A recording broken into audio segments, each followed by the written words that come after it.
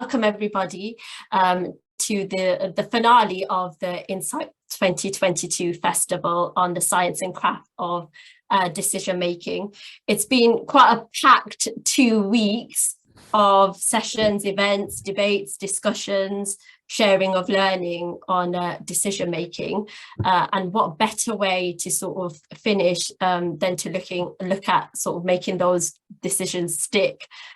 So I'll introduce David shortly, but just before I do, I've got a couple of housekeeping bits to go through, which Rachel, hopefully she's put up on screen. Yeah.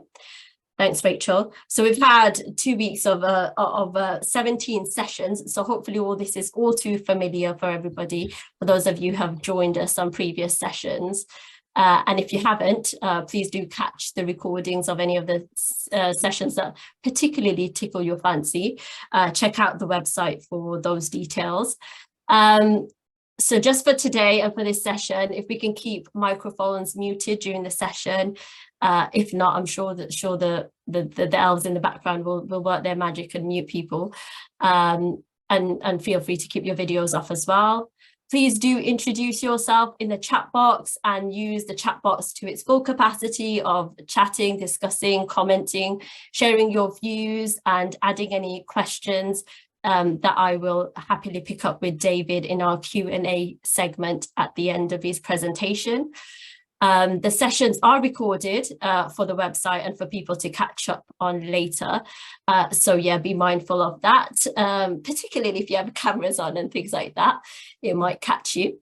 Do tweet about it, get involved in the conversation online. We've got a hashtag, very creative hashtag Insight 2022. And tweet us at Midlands DSN and at strategy_unit. So join the conversation there.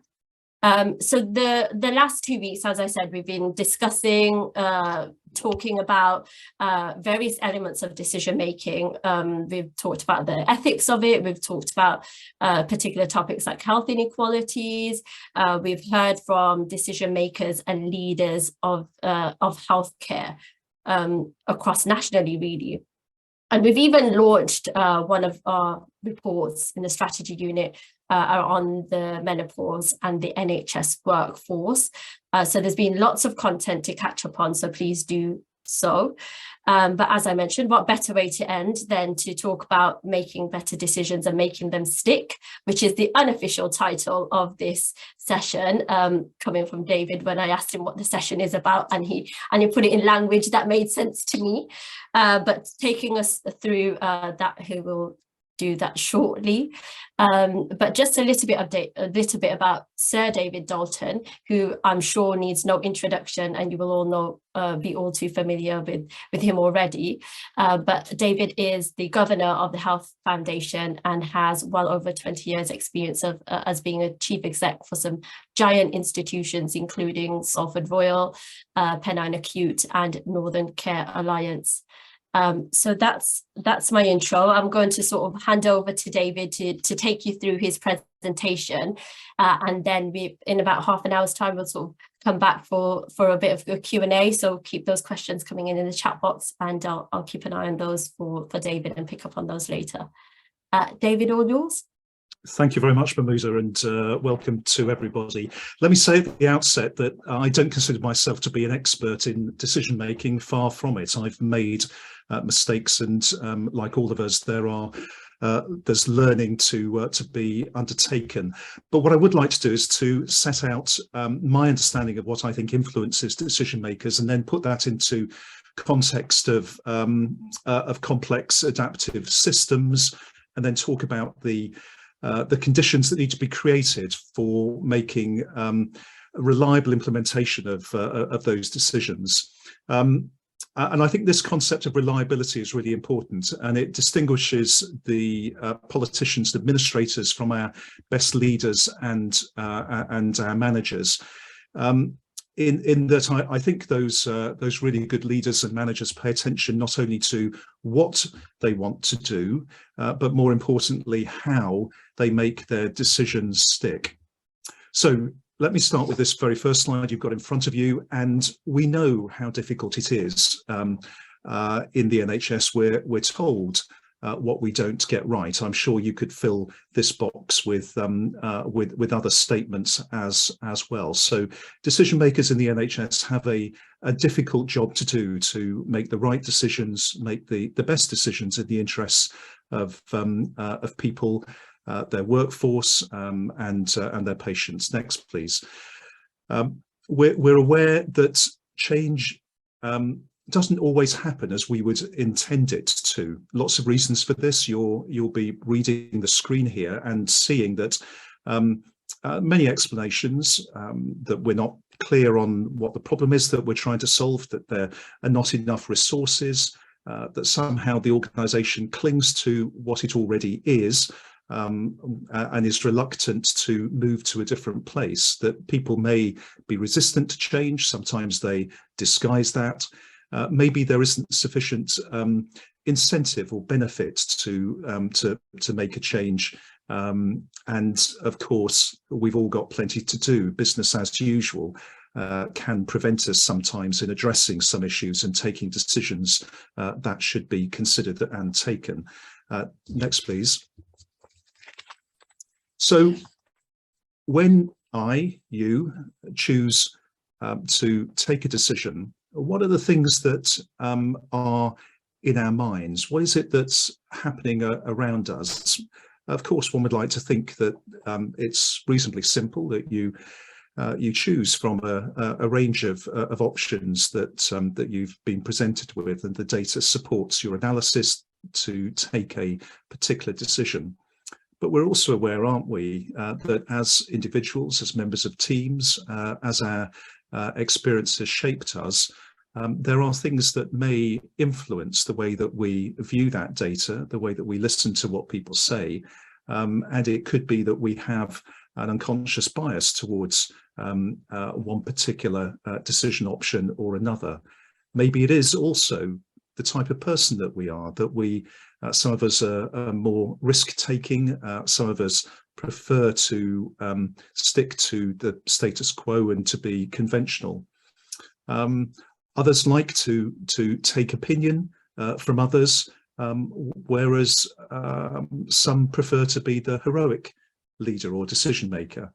A lot of people now increasingly looking at how data can shape their decisions, looking at simulation and modeling, and looking at how AI can give them access to intelligence that they couldn't have beforehand. And finally, there are some other factors that you'll see here about how you may be viewed by others when you take a particular decision.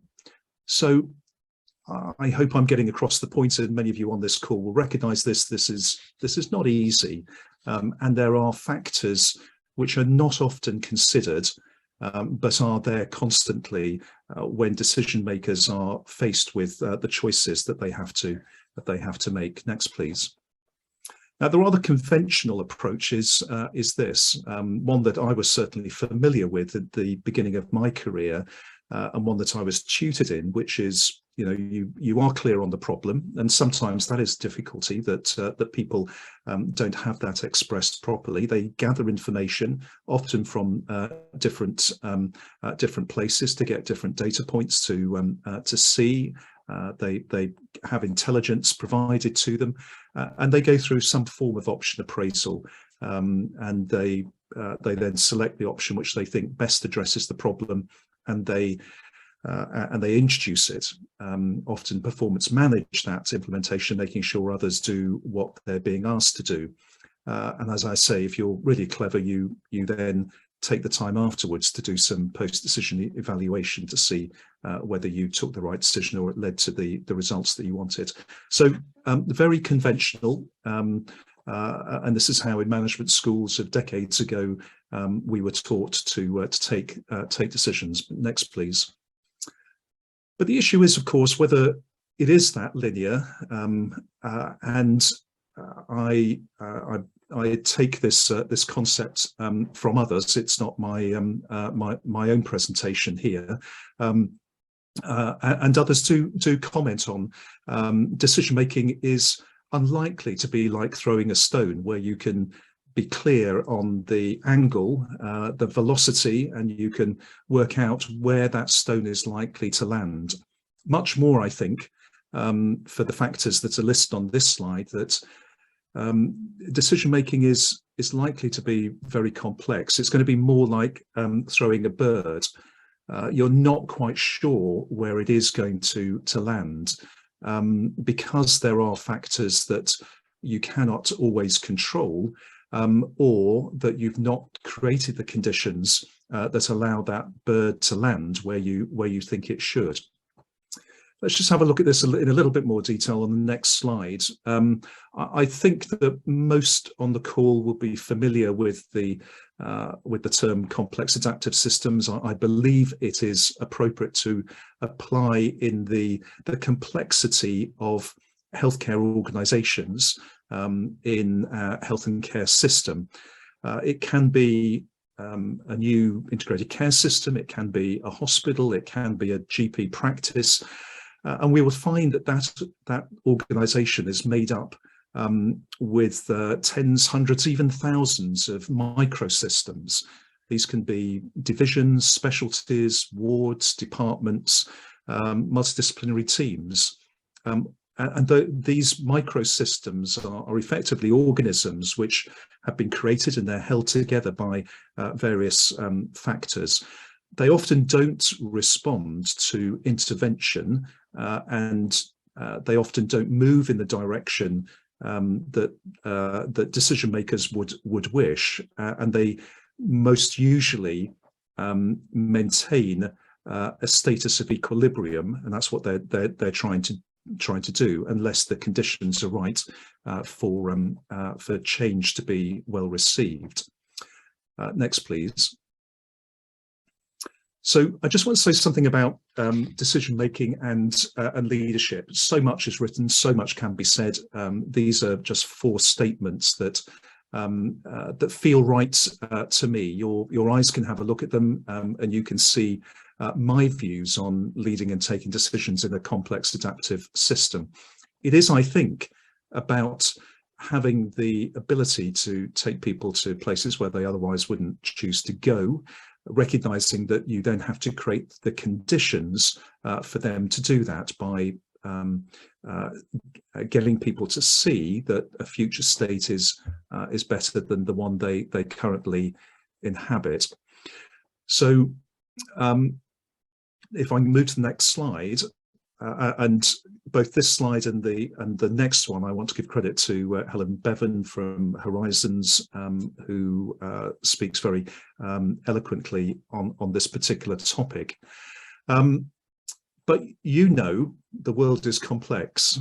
Increasingly, it's silly to describe an organisation in terms of its organisational chart, in the belief that somehow that hierarchy that you're showing on that chart is important. It's one way of looking at an organisation, but there are many others. And I like this slide from Helen, where she is just saying over a short period of time that people with expert opinion and those who can influence are creating many more connections than was previously experienced. And you'll see this is a point in time 7 years ago, and the world is even more complex with the opportunities provided to communicate and exchange information. So next slide, please. And I think this is really important for decision makers to understand, that often if you have the power to do something, you're placed in that organizational chart in a position where you have responsibilities and accountability. You often have many people to whom you're responsible, for whom you're responsible. But research is very clearly indicating that a small number of people in an organization have significant influence over others. And put to one side what's happening with Twitter at the moment, I think it is really interesting to see that just over 3% of those people who tweet account for 85% of retweets. an amazing statistic, and which is also shown in organisations most generally, that a small number of people are having influence inside an organisation. And it is likely that those people are not always the leaders and decision makers in that organisation. So next slide, please. I hope that you are familiar with the work of John Cotter and Jeremy Hyman's and others that have written extensively about the shift that's been taking place over the last couple of decades, where power in an organisation, previously described as very hierarchical, controlled by a small number of people who would take decisions and would then press those into an organisation transactionally, has moved most significantly to what they have termed as the new power, which is shared. It is giving opportunities for people to pull decisions so that they are acceptable and they're implementable by teams or components within an organisation. It requires the ability to share power with many rather than for it to be held by just a few people. And it requires something different in the relationship that leaders and decision makers have with other people in their organisation. Next slide, please. So every board, every chief executive will be familiar with the construct of strategic intent, the explanation of that into an annual plan, the translation of that into measurable goals, and then some form of risk management governance arrangements that give them feedback as to whether their intended plans are delivering the results they were expected. This is all good and proper, and it's important that boards, leaders of organisations can do this.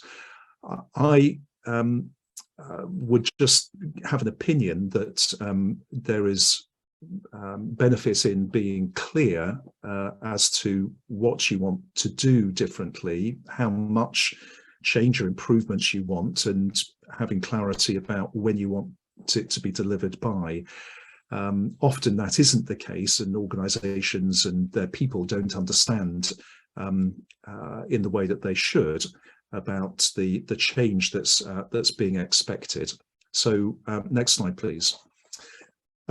Having that approach, that good governance around the translation of plans into goals and making them explicit into what, how much, by when is great, and it must be there. But I think it's important that there are other components to decision making by leaders in organisations. And for me, this sort of works, this statement here, and it is about mindset. And I have been drawn over the years to this concept of high reliability, which places other issues to the fore if you are a leader and a decision maker and you want to be able to pursue a culture in an organisation that is most likely to deliver benefits by making the decisions that you take stick, that they are acceptable to people, they understand what you're asking them to do, and they're contributing to ideas, and they're part of the process of getting the results that that you are intending. So next slide, please.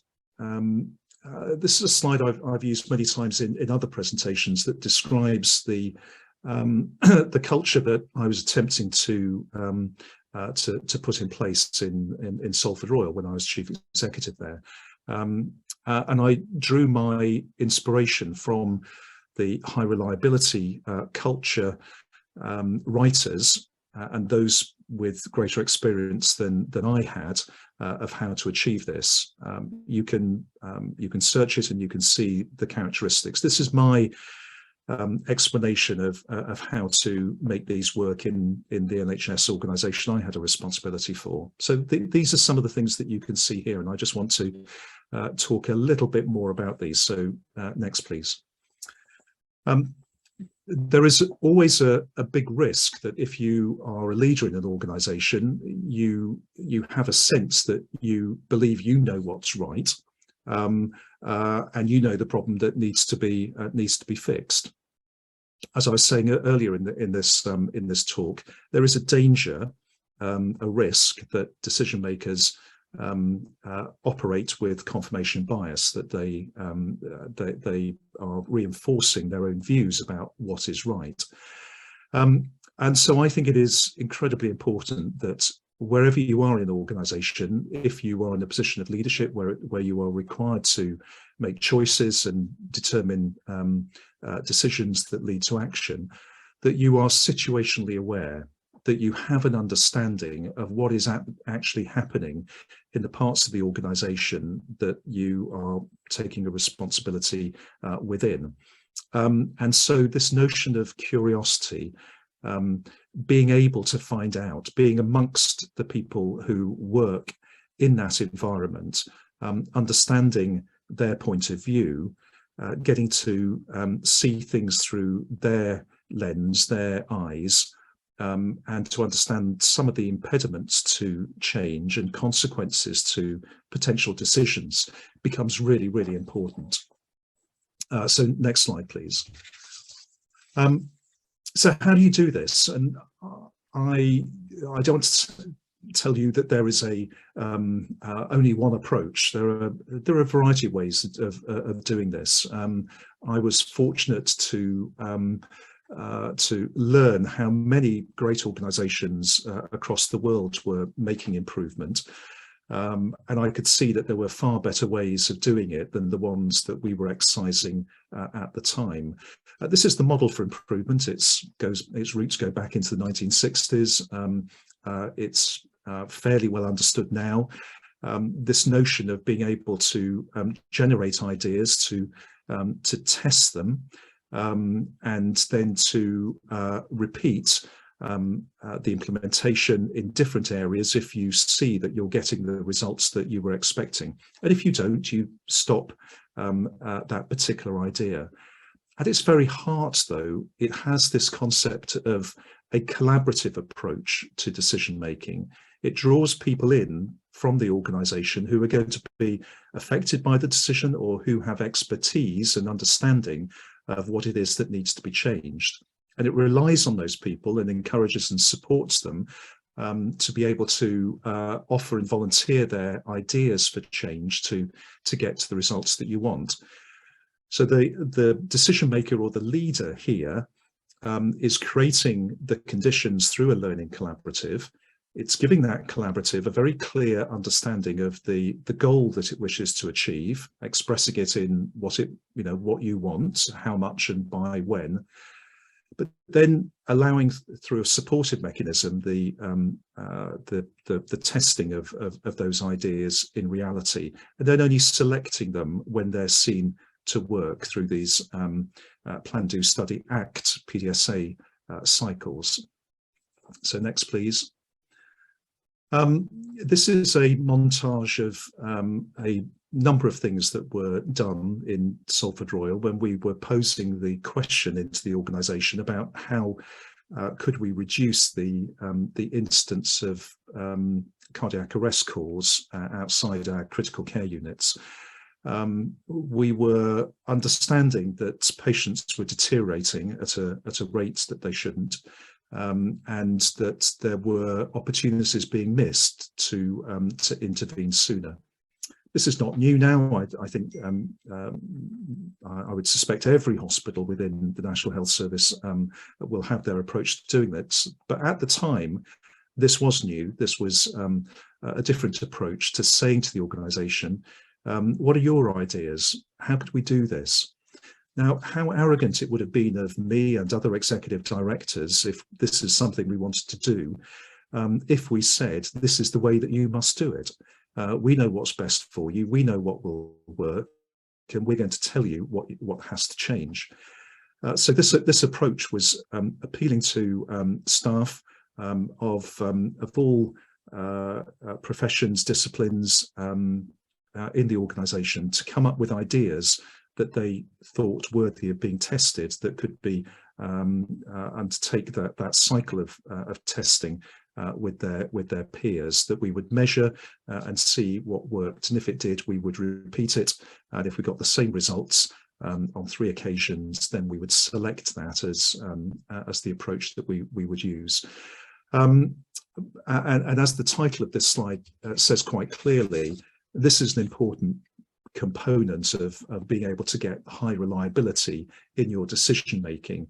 If senior leaders are deferent, if they understand that expertise is most likely to be found deep inside the organisation rather than around the board or the executive table. So next, please. A component is feedback through effective measurement. People who take decisions and then turn their back on them and just assume that things are happening because they said so are unlikely to get the results that they wish. It's really important that leaders, decision makers understand whether they are getting the results that they want, and are able to understand also the noise in the system sometimes when you are measuring. So I just put this slide up to illustrate the importance of understanding what's happening. This was a pamphlet produced by Imperial College through the Health Foundation, and I think it still stands the test of time in looking at approaches to measurement. Its particular focus was on patient safety, but the approaches are still valid. It's asking decision makers, do they really know what's going on? And it is citing the use of process control charting, saying that you have to understand the variation within your organisation, harking back to those microsystems that are within your overall complex adaptive system, and understanding really what is happening. So hugely important to reliable decision making is that you pay attention to measurement as well. So next slide, please. So I just want to say another component, and this is a difficult one sometimes for decision makers to get across, but staff really have to believe that you are serious about wanting to be open and transparent, because in that way you get to hear not only the good things but also the things that don't work so well. And I think when you look at organisations who quite rightly celebrate the great things that are happening, and so they should also be encouraging people to be publishing all their information, so that staff can see that decision makers and leaders are interested in everything. Because if they're sending the signal that we only want to see the good things, staff will soon realise that it's probably not a good idea to be reporting those things that don't go so well, those things that may fail. And I recognise this is sometimes increasingly difficult when you have a media who appear to be interested in pinning blame on people. And this is certainly what we don't want to see in our organisations. So transparency and openness and creating the culture that that can encourage that is an important component of being able to get reliable decisions if you want people to be able to speak openly and honestly about what is happening. Next slide, please. And in creating the conditions for reliable decision making, you can't assume that the workforce will just get it and will have the skill set required. It's really important that you create the opportunity to be supporting people to be building their skills, their capability, and their competence in what it is that you want them to do. This is just an illustration of the investment that we made in Salford Royal in building capability to support our quality improvement programme that was operating at the time. Next slide, please. Just a slight provocation here. Of course, we've got some brilliant people in all of our organisations within our National Health Service, but it's often not the components that we need. So next slide, please. Teamwork is what we need. It's proven again and again that this is a key ingredient to get reliable decisions implemented and to make change stick. This is a rather elderly slide now, but it serves its purpose. This is reported through Peter Provenost's work in America, where in this slide he was able to demonstrate the correlation between those people who reported working in an effective team and the amount of bloodstream infection in critical care units. And time again, the evidence is overwhelming. Those people who report that they work in functional teams give better care, and therefore we need to find the mechanisms of being able to support people to do that. Next slide, please. And this is important in terms of behaviour. The NHS has a good, strong record of its appraisal systems, but most frequently those are well tested and experienced in giving people feedback on their technical abilities, on their skill sets, and it struggles often to be able to give feedback on behaviour, and particularly your effective and good behaviours as a team member. And I just make this this point because I think it is really difficult sometimes for people to step back and say, we've got all of our data collection systems giving us information on what we're doing, but how much of that is geared to how we're doing it? How are we giving people honest and straightforward, empathetic feedback on how they contribute through their behaviour towards achieving the goals and the values that an organisation has said are important, because those are the conditions that will allow the best decisions to be rooted and to be implemented reliably. So I just wanted to make that point about how important that is. My two closing slides now, and so next one please, just some very quick views, some of which I've mentioned about the power that decision makers have, and not a novel expression about power not being a zero-sum game. I strongly believe that the more that you give, the more you get back in return. The more you share power with people who are in the middle of the organisation, the more likely it is that you will get their ideas, you'll get their commitment to change, and the more likely they will be to accept it and make the change themselves. I also think it's true that there is something that we all have, which is our discretionary effort, and we can choose whether we give that, but it can't be commanded. You can't demand people to give it to you. They've got to feel that they want to contribute and they want to do the things that you would like them to do, of making change and implementing a decision. So ask the question about, well, what are those conditions where it will be more likely that people will want to do that and to give you that extra, whatever it might be, 20% discretionary effort that you can't otherwise command. I could talk a lot about the contribution that gaming has to decision making. I think a lot of research has been undertaken, a very familiar concept of the prisoner's dilemma. And here, particularly when we're looking at how integrated care systems will be working, really important that we recognise that in the long term, it is really unlikely, all the evidence shows, that you win or secure an advantage for your organisation, your department, or whatever it might be, at the expense of another. And this, I think, reinforces the importance of pursuing a collaborative approach, of sharing power with other people, recognising sometimes that you will be able to to move in the direction that you want. But occasionally you will need to compromise that position for the benefit of the greater good with others. And I'll make the final point about authenticity.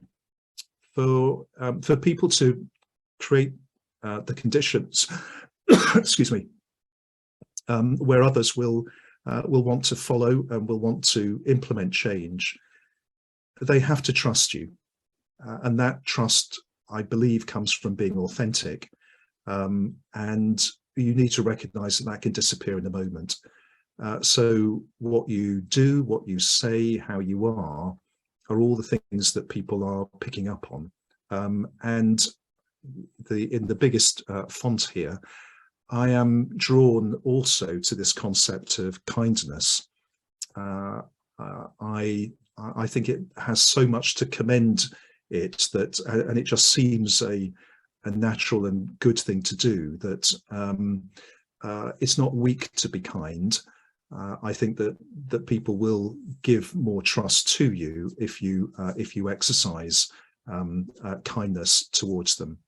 So my final slide is this one here, just trying to summarize everything that I've said, and I hope that you'll see that I've done this reasonably well. I think there are three elements that if you're taking a decision, you need to be very clear about your problem statement, the purpose of it, how you define it, how you express it into what, how much, and by when.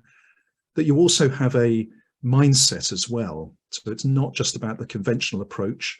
For me, the mindset is high reliability, and I think that comes from true and meaningful engagement and involvement of people in the middle of the organisation, and that you demonstrate at all times that you're being open with them, and that you're supporting the teamwork that you expect of them. And the reason why the third circle is the size that it is the importance that I would like to give it.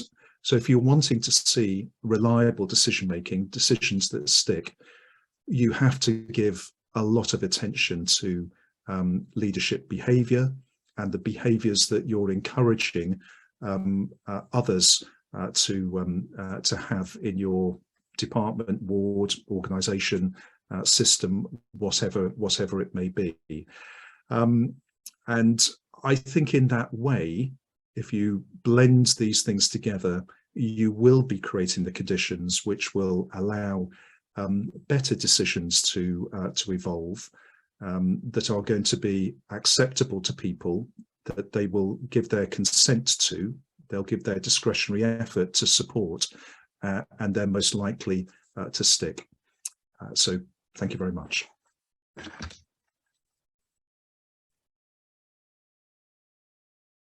Thank you, David. I'm just switching the screen around. We've had quite a few questions come through, and a couple sent directly to me, so thank you to those helpful people that had to trawl through things.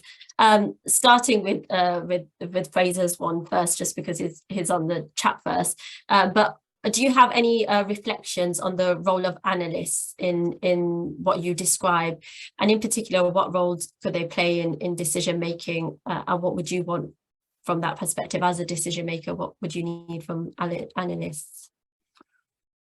It can be quite a broad statement, whether you're seeking analytical support from data, or whether you're taking it from qualitative sources through interviewing people, but it is about collecting information and gaining intelligence, and of course it depends upon the decision that you're wanting to take. But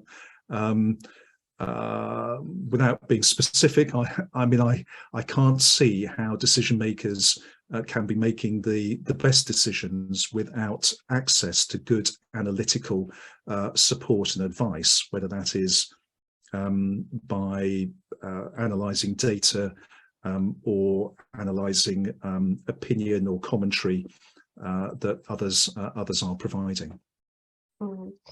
And I guess off that, have you seen that sort of change over time in your experience and yourself as a leader? Well, I certainly see much more interest now in the intelligence that data can provide, and also to see how modelling and simulation can be important as well. And given that we have the opportunity to do that through processing capacity, both conventional and AI, you can see that decision makers can have access to intelligence that wasn't previously available to them. So yeah, I see this very much as both current and future state, that younger leaders and decision makers will have a much greater familiarity with it than I had early on in my career, and I very much hope that they will be better placed to make even better decisions. And you talked earlier, David, about the sort of the sort of experts that are in other places, and in particular in the middle, and listening to those different opinions and the changes that they would like to see. What then for when there's a difference of opinion across sort of decision makers and the people they're asking of? How do you sort of come to an agreement of what the right thing to do is? Well, I think the beauty of the learning collaborative approach that I was outlining is that it allows that exploration and that difference to be aired. It gives opportunity to generate ideas and to have them questioned by peers, and for those to be selected. The important thing then about the collaborative and the cycles of testing is that's what's happening. The selection of an idea isn't the decision that's being taken. It's to see whether that results in the change that you were expecting or not. And that, I think, is a powerful way of getting people involved to see whether the data supports, or the measurement approach supports the hypothesis of whether that action gives you the results that you want or not.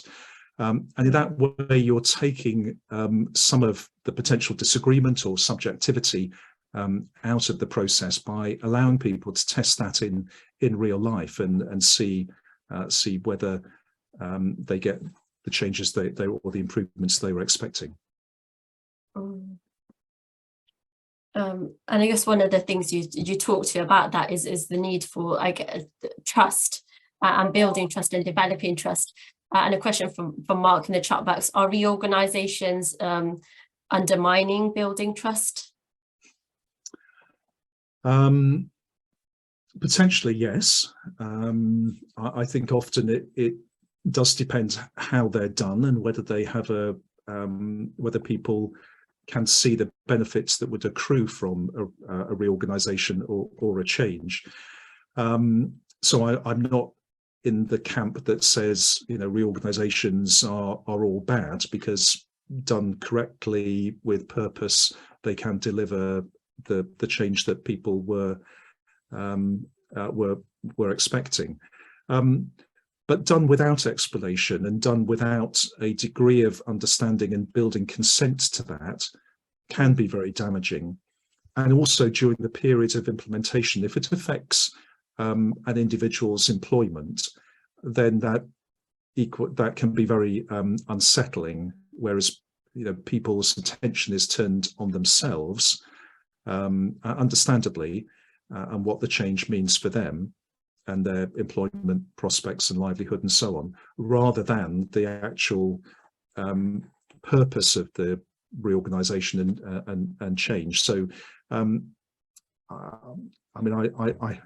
I'm probably saying it depends, but reorganizations can be good, they can be bad, depends upon what their intentions are and the understanding that people have, but recognize during the period of change that can be unsettling, and therefore leaders need to make sure that is done as empathetically as possible, with good consultation and the ability for people to comment on on how the change affects them and their colleagues. And just on that, one of the I guess the environment we find ourselves in is that shift to more collaborative working.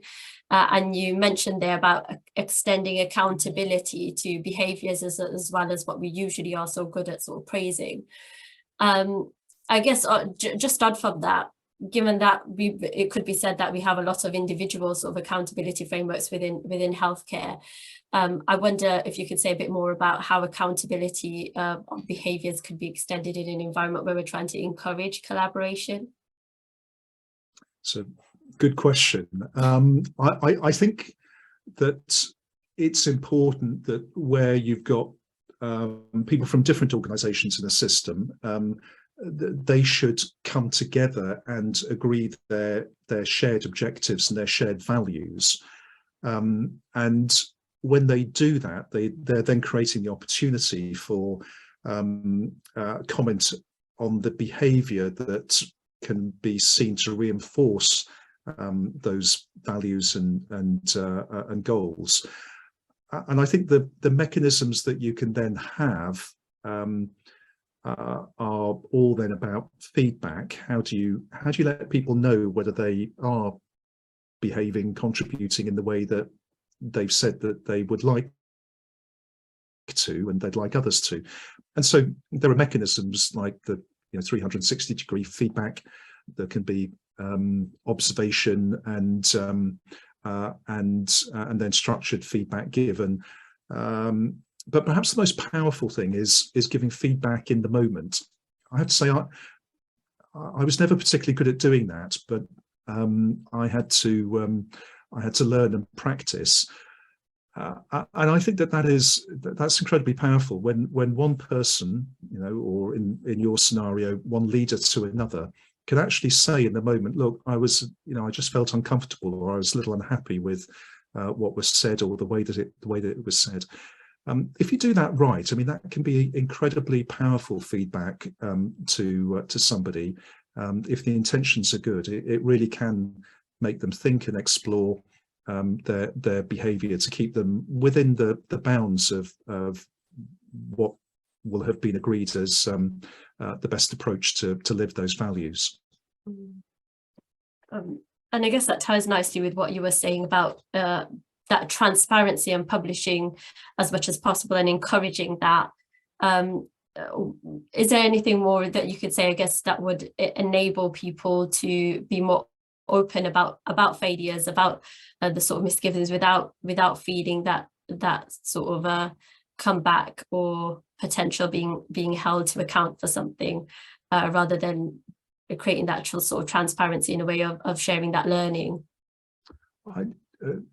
Again, a really good question, and I think that that there is a lot of experience now of how organisations can move to the description of being a learning organisation. But I think that you can't give yourself that title or say that you are unless staff really feel that that's the type of organisation they work in, where they're encouraged to talk about failures or things that don't go right. That the response to that is one of general interest and one of support to hear what people are saying. And I do think one of the ways that you can do that is to have a regular cycle of providing information against what you've said you want to do, your goals, and publish them. And we had an experience of this in Salford, where we put information up outside every single ward in the hospital about how many staff should have been on duty and how many actually were. We put information up about the time in between when there was a harmful event, if a pressure ulcer or an infection. And so that these were published on a whiteboard outside the ward, and patients and their family and loved ones can actually see that, as well as staff themselves. And I think that for me was just one of the mechanisms of being able to reinforce that we are open, we'll say it as it is, rather than, just put out in glossy pamphlets and PR releases the great things that are happening too. Thanks, David. And whilst you're sort of sharing your experiences from Salford Royal, Peter had a question about, you sort of described there the contribution of simulation modelling to decisions. Do you have any examples of your time at Salford where modelling changed the way people thought and therefore what they then decided to do with that?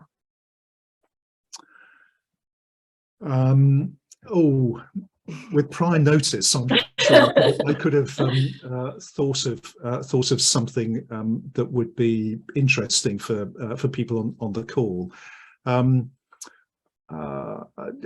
of maybe if I just say one of the most difficult decisions that I ever had to take was a decision for us to agree for a major service to no longer be provided in the hospital. So that was our obstetric and maternity care, and a lot of staff couldn't understand why we decided to do that, and it was based upon the compelling information that we were provided that mothers and babies would have more successful outcomes if there was the greater concentration of resources and people in a limited number of obstetric and neonatal care units.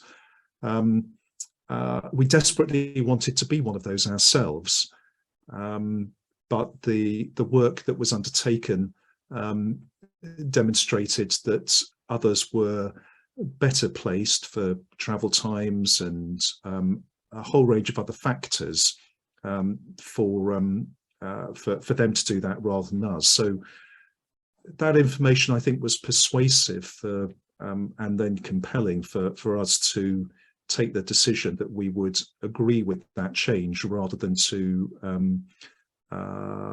take against it. Thanks, David. We've probably got time for a couple of more questions. I'm going to try and combine them so in two batches, I guess. There's a few questions here about from Jackie and Sarah. Actually, is it Jackie? Jackie's question was on the tension between sort of short-term and long-term decisions. And do you have any views about the sort of pressure on reliability model, particularly coming from the sort of struggles that people face in complex adaptive systems? What's the sort of pressure element, I guess? Any reflections on that? So I don't know. I mean, the people who raised those questions, what particular context they were thinking of. But I mean, I immediately think about what's happening in and out healthcare systems, and particularly hospitals at the moment, with the huge pressures that they're under, largely as a result of an inadequate workforce and a crumbling social care sector, and those. That's not the fault of people in social care, and it's not the fault of existing people who were employed, but those two dynamics are creating real pressure. And I think this goes more to the approach that leaders need to have when that's the experience of people on the front line who are providing care. So it makes me think of those issues of being amongst people to experience it, in order to listen to the concerns they have, to understand the impediments that they often have to contend with in order to provide good care, and to signal the support that you'll provide them in those very difficult situations. And I think, I'm sure that the vast majority of managers and leaders throughout our health care organisations are doing that. but it is what matters, that staff see and experience those in positions above them taking a real interest in their own working lives and the experience they have to face. And I think in that way they can adjust and they can moderate the expectations that they may have of those people to make change, or they may accelerate a particular change because they then know how important it is. So this factor of situational awareness through curiosity, I think, is hugely important. Thanks, David. And I guess a lot of your answer could apply to the other questions that we haven't managed to get around to, which was from Rosanna and Sarah on sort of involvement of patients, and Amanda on social care influence as well. Is there anything quickly in addition to what you've said that relates to sort of staff and workforce, but that extends to social care and patients as well? So certainly my experience of when patients and those who care for them have been involved in decisions about changes to services, we have always got better results from involving people and genuinely listening to their experience. So a paternalistic approach of "we know what's best for you" is rarely the best approach when people can give you insights that you otherwise wouldn't have had. So mechanisms that involve patients and families, I applaud, as they will nearly always give you insights and lead you to better decisions. Colleagues in social care, we've got to be able together to be able to find solutions. There is a risk that the NHS will point at social care and say, look, if only they could sort their own problems out. And that isn't the answer. It will only come by stitching together the service in such a way where you're sharing risks and sharing the benefits that could accrue from decision making or investment in change, and the sooner that happens, the better. Yeah, thank you, David. And I've really squeezed the time for sort of Simon to do the wrap up of the festival, but thank you for that. We had plenty of other questions we could have gone on to and carried on for much longer, I'm sure. But over to you, Simon, to close off the festival. Sure. Well, thank you, Mahmuda and Sir David. I'm Simon Bourne. I'm Programme Director for the Midlands Decision Support Network, and was just asked to say a few words to close the festival, as this was our final event. This is our third year running Insight. About 18 events over the 2 weeks, about 4,500 people registered from across the UK and beyond, our biggest turnout ever. We've had sessions from decision makers, from academics, from ethicists, from analysts, not to mention the police and military in our session on high stakes decision making. We've had some great sessions launching vital reports like the work on menopause and the NHS workforce. And I think we've had some really great debate and some challenging new perspectives. So thank you. Thanks to the team who made this all happen, in particular our festival leader, Rachel, Deb, Mahmuda, Tom from our team, and to all of our hosts and speakers, and to you, all of our attendees, for coming and for contributing to the discussion. And if you've missed out on any of the sessions, please go to our website, catch up. I think we've already put that in the chat box. We're uploading the last few. Generally, it takes us a day or so to get those online. And if you're interested in finding out more about the Midlands Decision Support Network or the strategy unit, then please check out our website or our social media profiles, and you can find out plenty more on those. So I think all that remains now is to say thank you very much for coming, and goodbye for now.